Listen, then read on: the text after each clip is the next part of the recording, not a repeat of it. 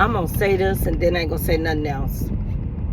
Yesterday, I looked for anything, any information on social media that I could find to comfort me. And anything that I thought was being said that aligned with how I was feeling to get the comfort that I needed, because the person that I wanted to win did not win, because the agenda that I voted for would not be carried out in the way that I hoped it would be carried out. So I looked for any and everything. Man, let me tell you something. I looked for anything I could find to get comfort. I wanted to smoke a cigarette. I wanted to get a glass of wine. I wanted anything I could get. Smoke a joint. Anything I thought I could get in that moment of time.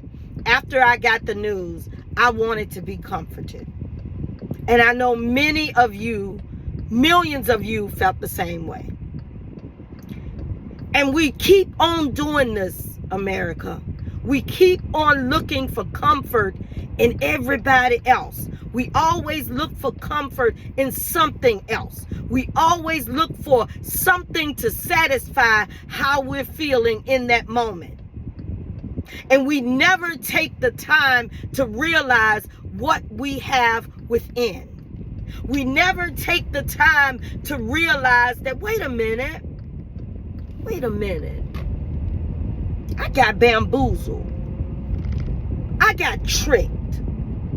These people that were begging for my vote, because they needed my vote. Wait a minute now. As I think about it, I'm feeling some type of way when I know I got on the field to play. I got on the field like every other American that wanted to make sure their person got in office. I got on the field and I threw the dice out. I won't even use the field. I threw my dice. I put out my bet. And when the dice hit the wall, I wanted my person to pop up. I wanted it to be Kamala Harris. I wanted it to be that.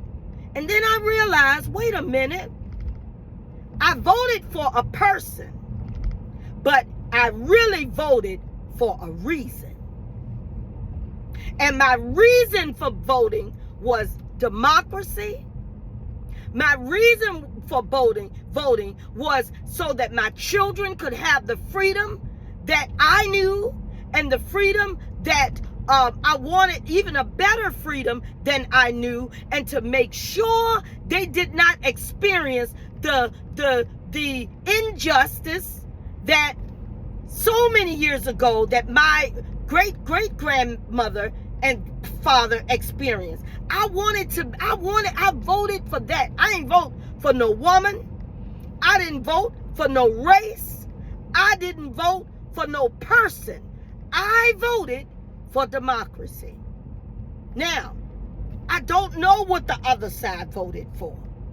I don't know their reasons for voting for DT. I don't know the answer to that. You got a lot of people say, I voted for DT because he's a businessman. I've heard that a million times. And I shouldn't have even made that face.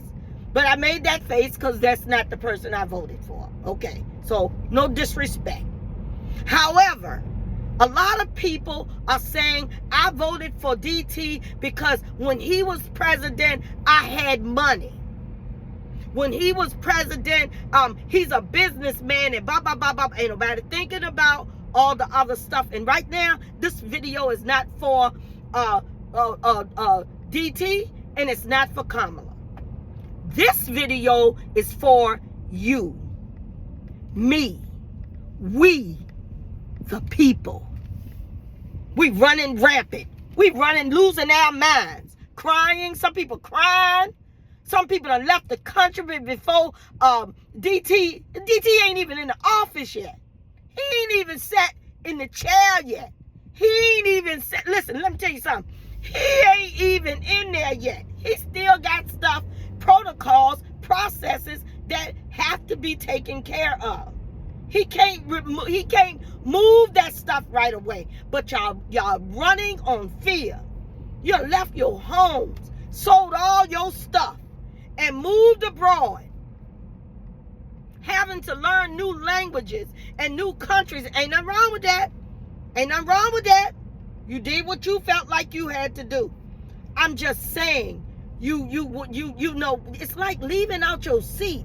You get a good seat and you just get up and just leave out your good seat. You got a good view and you done got up and gave up your seat and allowed somebody else to come in. And I'm going to tell y'all something. Let me go ahead and say this right now. We, blacks and whites.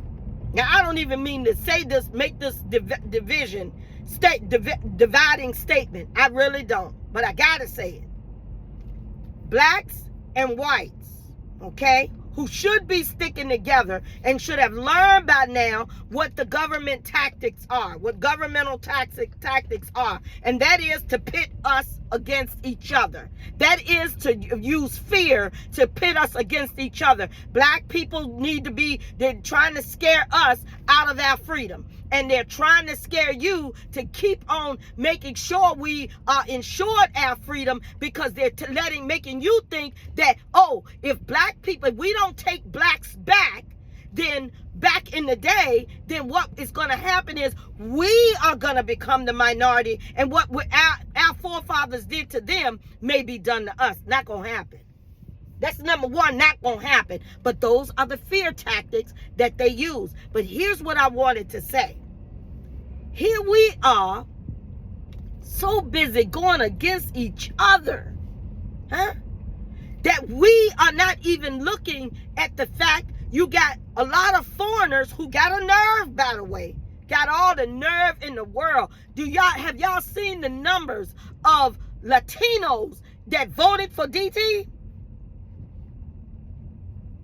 That voted for DT. And this man have said, under no uncertain terms, he is going to deport. That's his main thing. He's used that, and they use race. And they got us. And we let them get us. And we keep letting them get us. They use the same thing. They don't use nothing different, because the same thing has always worked, and they have used that. They use race and they use fear. Or whatever they feel like they can make us afraid of, that's what they use. Man ain't even in the office yet. You got folk crying. You got folk fleeing the country. And I ain't saying if it don't stink, don't clean it up. I ain't saying that. What I'm saying is we shall not be moved. And you got to come with something better than these fear tactics to make me do what I need to do. Because you said it out your mouth, but you got to prove it with your actions. And we done put these people, we are their boss. They are not our boss.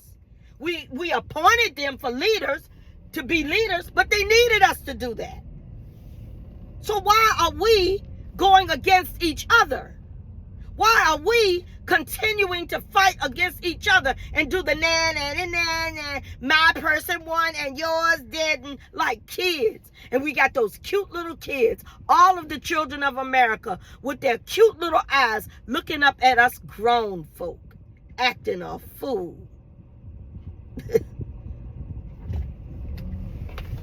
It's embarrassing. I'm embarrassed.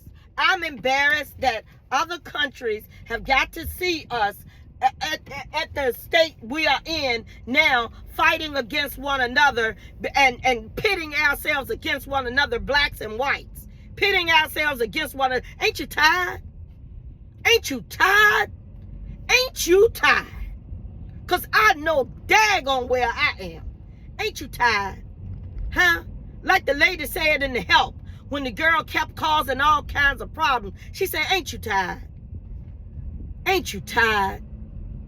Ain't you tired? I know I am. Have an amazing day.